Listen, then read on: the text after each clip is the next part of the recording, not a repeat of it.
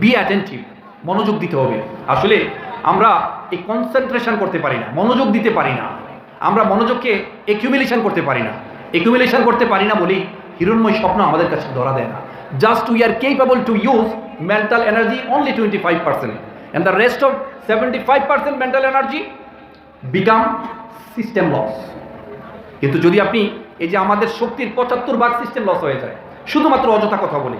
আমাদের দেশের মানুষ, বাংলাদেশের মানুষ এত অযথা কথা বলে, মোবাইলে যেই কোনো গুরুত্বপূর্ণ কথা বড় জোর 1-2 মিনিট, তারপরে শুরু হয় কি খাইছেন, কি রান্না করছেন, বাসায় কে আসছে, ও আচ্ছা ওই বাড়ির পিসাব মানুষটা বেশি ভালো না, এগুলো আমাদের শুরু হয়। ভাই না ভাই, এগুলো করবেন না। Think yourself.